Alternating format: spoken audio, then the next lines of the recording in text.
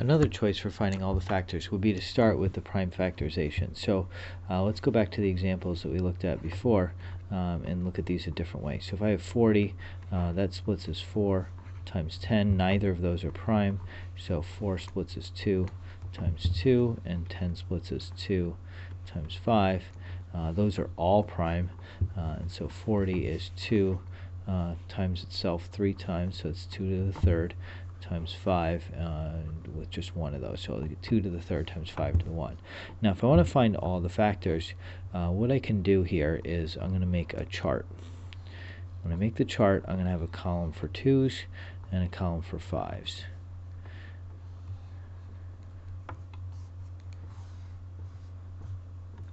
What I want to do here is think about, well, if a number divides into 40, then it has to use these factors. So if I have a factor of 40, it has to be some combination of 2's that are here and 5's that are here. So I can use either none of these 2's, one of them, two of them, or all three, or I could use none of these 5's or one of these 5's. And so as a systematic way to do that, what we can do is we can say, well, what happens if I don't use any of the 2's or the 5's? Well, if I have no 2's and no 5's, I have nothing really. And so when I 2 to the 0 we think of as 1, 5 to the 0 we think of as 1, and so the factor is 1. So another way to think about this is 2 to the 0 times 5 to the 0.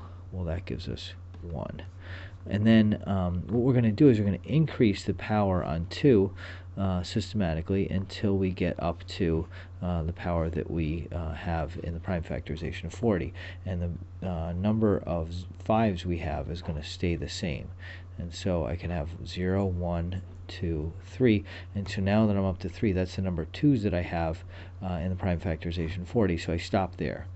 And now how do I convert that into a factor? Well, if I have 1, 2, and no 5's, well, it's 2 to the first times 5 to the 0. 2 to the first is 2, times 5 to the 0 is 1, 2 times 1 is 2.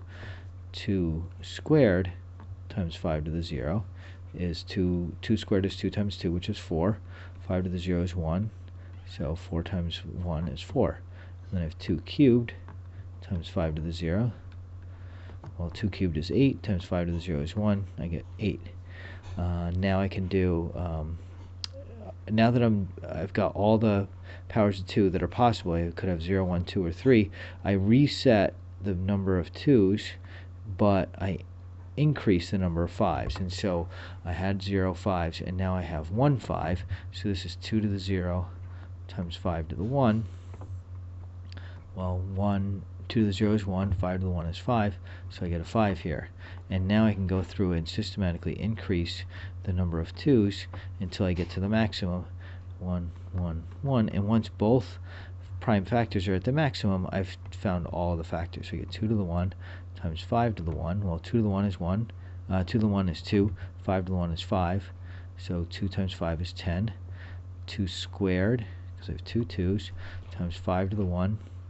2 squared is 4, 5 to the 1 is 5, so I get 20. 2 cubed times 5 to the 1.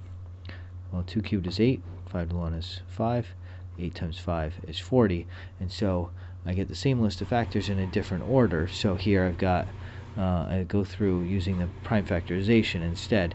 And if I do this systematically, where I increase the number of 2's, I start both or all of the prime factors at 0, increase the first prime factor until I get to the total number that are in there.